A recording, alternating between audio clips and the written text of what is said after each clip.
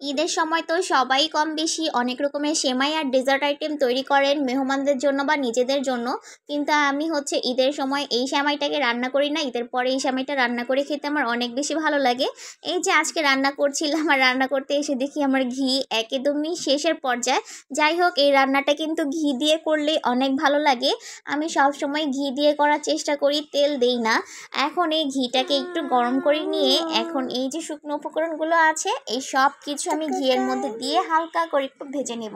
একটা brownish colour যখন চলে আসবে তখন হচ্ছে আমি এর মধ্যে সেমাই দিয়ে আবার কিছুক্ষণ ভেজে নিব। এই ঘিয়ের মধ্যে সেমাইটাকে ভেজে নিলে কিন্তু অনেক সুন্দর একটা ফ্লেভার আসে। আর সেমাইটা প্যাকেটে থাকতেই কিন্তু আমি একটু ভেঙে নিয়েছিলাম, তারপরও দেখেন ভাঙা হয়নি। কি আর করব, আমার দ্বারা সম্ভব না কড়াই ছাড়া রান্না করা, তাই তো আবার ফ্রাই প্যান বাদ দিয়ে কড়াইতে রান্না করা শুরু করলাম। সেমাইটাকে ভেজে নিয়ে এখানে আমি 1.5 কাপ পরিমাণ চিনি দিয়েছি। আরিশার বাবা এত পরিমাণ মিষ্টি খায়, আমি যখনই মিষ্টি দিয়ে কিছু রান্না করি সে প্রতিবারই খেয়ে বলে মিষ্টি কম হয়েছে। জানি না কবে যে এর থেকে একটু সুনাম পাবো যে হ্যাঁ তুমি আজকে ঠিকঠাক মিষ্টি দিয়েছো।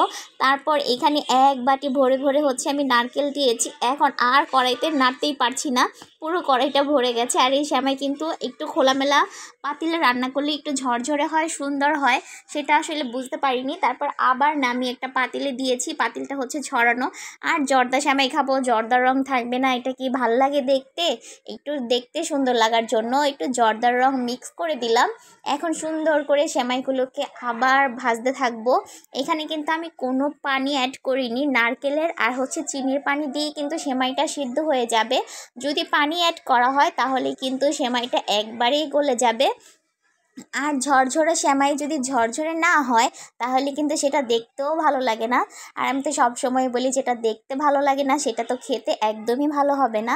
তারপর এই যে দেখেন আমার সেমাইটা কিন্তু রান্নাবান্না শেষ হয়ে গেছে, আমি কিন্তু একটুও পানি দেইনি। দেখছেন সেমাইটা কত সুন্দর লাগছে না? দেখেই তো আমার খেতে ইচ্ছে করছে ভিডিওর ভয়েস দিতে দিতে। তো সেমাইটা কেমন হয়েছে আর কে কে আমার মতো করেই রান্না করেন কমেন্ট করে জানাবেন।